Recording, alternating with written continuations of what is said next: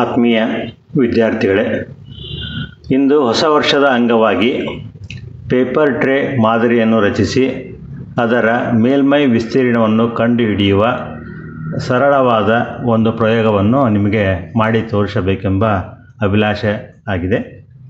ಈ ಹಿನ್ನೆಲೆಯಲ್ಲಿ ಪೇಪರ್ ಟ್ರೇಯನ್ನು ಇವತ್ತು ನಿಮಗೆ ನಾನು ಮಾಡಿ ತೋರಿಸ್ತಾ ಇದ್ದೀನಿ. ಮೊದಲನೇದಾಗಿ ಪೇಪರ್ ಟ್ರೇ ವಿಸ್ತೀರ್ಣ ಕಂಡುಹಿಡಿದು ಹೇಗೆ ಅಂತ ನಿಮಗೆಲ್ಲ ಗೊತ್ತಿದೆ.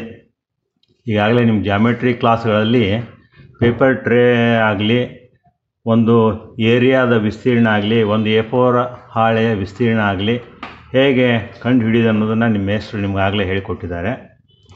ಅದೇ ರೀತಿ ಇಲ್ಲಿ ಏರಿಯಾ ಆಫ್ ರೆಕ್ಟ್ಯಾಂಗಲ್, ಏರಿಯಾ ಅಂದರೆ ಎ ಅಂತ ಹೇಳ್ತಾರೆ ಜಾಮೆಟ್ರಿಯಲ್ಲಿ.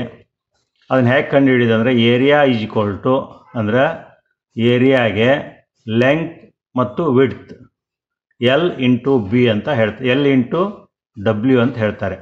ವಿಡ್ತ್ L ಅಂದರೆ ಲೆಂಗ್ತು, W ಅಂದರೆ ವಿಡ್ತು. ಅದನ್ನು ಲೆಂಗ್ತ್ ಅಂದರೆ ಉದ್ದ ಅಂತ ಕನ್ನಡದಲ್ಲಿ ಹೇಳ್ತೀವಿ,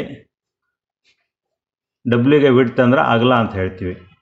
ಇದನ್ನು L ಇಂಟು W ಮಾಡಿದರೆ ನೀವು ಇರುವಂಥ ಅಥವಾ ನೀವು ಮಾಡಿರುವಂಥ ಪೇಪರಿನ ಏರಿಯಾ ಆಫ್ ಸೆಕ್ಷನ್ ಬರುತ್ತೆ. ನೋಡಿ, ಈಗ ಉದಾಹರಣೆಗೆ ಒಂದು ಪೇಪರ್ನ ಲೆಂಗ್ತು ಅಂದರೆ ಉದ್ದ 7 ಸೆಂಟಿಮೀಟ್ರ್ ಇದ್ದರೆ ಅದರ ವಿಡ್ತು 3 ಸೆಂಟಿಮೀಟ್ರ್ ಇದೆ ಅಂತ ಅಂದ್ಕೊಳ್ಳಿ. ಇದನ್ನು ಆತ್ಮೀಯ ವಿದ್ಯಾರ್ಥಿಗಳೇ, ನನ್ನ ಹತ್ರ ಒಂದು ಪೇಪರ್ ಇದೆ, ಬಣ್ಣದ ಪೇಪರು. ನಿಮ್ಗೆ ಬಣ್ಣ ಅಂದರೆ ಆಕರ್ಷಕ ಅಲ್ವೋ, ಅದಕ್ಕೆ ಬಣ್ಣದ ಪೇಪರ್ ತೊಗೊಂಡಿದ್ದೀನಿ. ನೀವು ಬಿಳಿ ಪೇಪರಲ್ಲಿ ಕೂಡ ಮಾಡ್ಬೋದು. ಇದನ್ನು ಮಧ್ಯಕ್ಕೆ ಮಡಿಸ್ಕೋಬೇಕು. ಈ ಪೇಪರ್ನ ಹೀಗೆ ಎರಡು ಅಂಚುಗಳನ್ನು ಹೊಂದಿಸಿಕೊಂಡು ಈಗ ಮಧ್ಯಕ್ಕೆ ಮಡಿಸಿ ಕ್ರೀಸ್ ಮಾಡ್ಕೋಬೇಕು ಸ್ವಲ್ಪ. ಇದಕ್ಕೆ ಬುಕ್ ಫೋಲ್ಡಿಂಗ್ ಅಂತ ಹೇಳ್ತಾರೆ. ಒರಿಗಾಮಿಯಲ್ಲಿ ಇದನ್ನು ಬುಕ್ ಫೋಲ್ಡಿಂಗ್ ಅಂತ ಹೇಳ್ತಾರೆ. ಆಮೇಲೆ ಇದನ್ನು ಮಧ್ಯಕ್ಕೆ ಹೀಗೆ ಅಲ್ಲೇನು ಮಡಿಕೆ ಆಗಿರ್ತದೆ, ಅಲ್ಲಿ ಮಾರ್ಕ್ ಆಗಿರ್ತದೆ, ಆ ಮಾರ್ಕಿಗೆ ಹೊಂದಿಸ್ಕೊಂಡು ಕ್ರೀಸ್ ಮಾಡ್ಕೊಳ್ಳಿ. ಅದೇ ರೀತಿ ಈ ಕಡೆಗೂ ಕೂಡ ಇನ್ನೊಂದು ಸಾರಿ ಕ್ರೀಸ್ ಮಾಡ್ಕೊಳ್ಳಿ.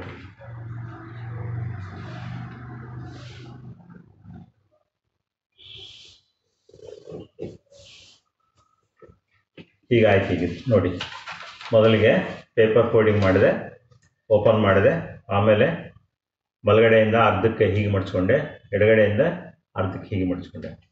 ಆಮೇಲೆ ಇಲ್ಲೇ ಈ ನೋಡಿ, ಈ ಡೈಗೋನಲ್ ಇದೆಯಲ್ಲ, ಇದನ್ನು ನೇರವಾಗಿ ಸ್ಟ್ರೇಟ್ ಲೈನ್ ಬರೋ ಹಾಗೆ ಇಲ್ಲೇ ಇದಕ್ಕೆ ಪ್ಯಾರಲಲ್ ಲೈನ್ ಆಗಿ ಇದಕ್ಕೆ ಇಲ್ಲಿ ಪೇಪರ್ ಇದೆಯಲ್ಲ, ಈ ಅಂಚಿಗೆ ಪ್ಯಾರಲಲ್ ಆಗಿ ಬರೋ ಹಾಗೆ ಇದು ನೀವು ಮಡಿಸಿ ಕ್ರೀಸ್ ಮಾಡಿ. ಅದೇ ರೀತಿ ಇಲ್ಲೂ ಕೂಡ ನೀವು ಕ್ರೀಸ್ ಮಾಡಿ. ಈ ಪ್ಯಾರಲಲ್ ಲೈನು ಈ ಪ್ಯಾರಲಲ್ ಲೈನು ಎರಡು ಸಮವಾಗಿರಲಿ, ಅಂದರೆ ಇದು ಸರಿಯಾಗಿ ಬರುತ್ತೆ. ಅದೇ ರೀತಿ ಇದರ ವಿರುದ್ಧ ದಿಕ್ಕಿನಲ್ಲಿ ಕೂಡ ನೀವು ಮುಂದುವರಿಸಿ ಪ್ಯಾರಲಲ್ ಲೈನ್ನು ನೋಡ್ಕೊಂಡ್ಬಿಟ್ಟು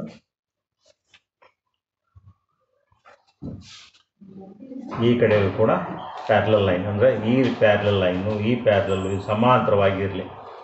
ಆಮೇಲೆ ಈ ಪೇಪರ್ನ ಹೀಗೆ ರಿವರ್ಸ್ ಆಗಿ ನಿಮ್ಮ ಕಡೆಗೆ ತಿರುಗಿಸ್ಕೊಂಡು ಇದನ್ನು ಹೀಗೆ ಫೋಲ್ಡ್ ಮಾಡ್ಕೊಳ್ಳಿ. ಇನ್ನೊಂದು ಬದಿಯ ಪೇಪರ್ನ ಕೂಡ ನೀವು ಅದೇ ರೀತಿ ಏನು ಮಾಡಬೇಕು, ವಾಪಸ್ ರಿವರ್ಸ್ ಮಾಡ್ಕೋಬೇಕು. ನಿಮ್ಗೆ ಈ ಥರ ಬರುತ್ತೆ. ಆಮೇಲೆ ಇದೇನು ಬೆಳ್ಳಿನ ಸಹಾಯದಿಂದ ಹೀಗೆ ಓಪನ್ ಮಾಡ್ಕೊಳ್ಳಿ.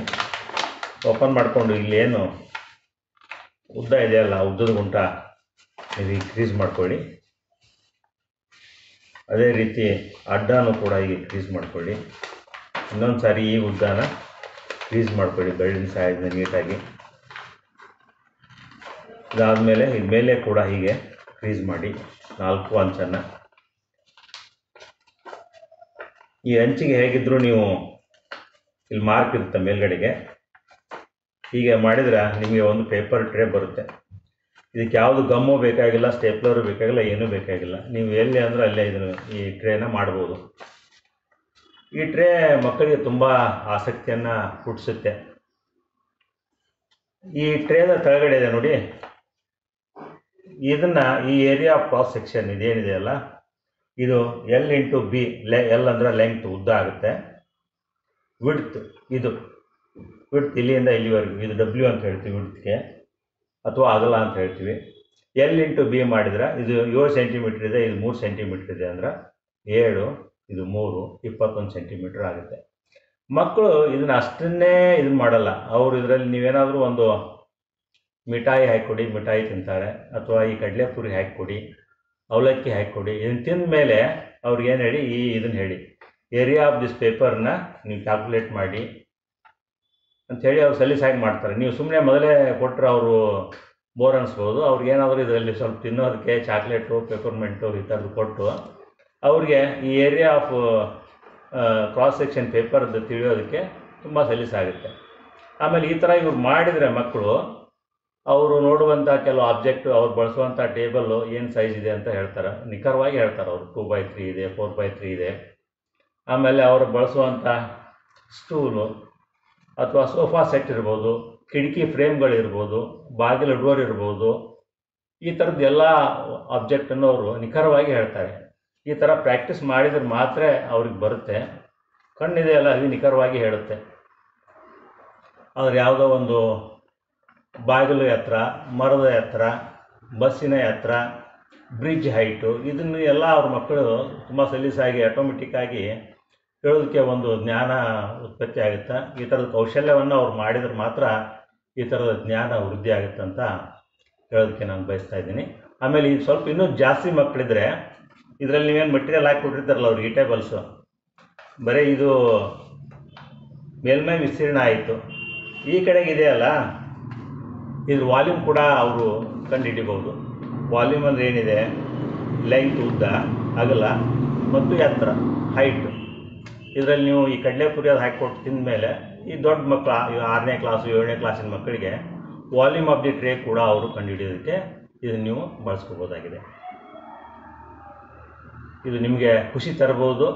ಮತ್ತು ಮಕ್ಕಳಿಗೆ ಎಲ್ಲಂದ್ರೆ ಅಲ್ಲಿ ನೀವು ಕರ್ಕೊಂಡೋದಲ್ಲಿ ಯಾವುದೋ ಪ್ಲೇಟ್ ಇರೋಲ್ಲ, ಏನೂ ಇರೋಲ್ಲ, ಅದರಲ್ಲಿ ಇದು ಎಮರ್ಜೆನ್ಸಿ ಆಗಿದೆನಾ ವುಡ್ ಬೌಲ್ ಥರನೂ ನೀವು ಯೂಸ್ ಮಾಡ್ಕೋಬೋದು. ವಂದನೆಗಳು.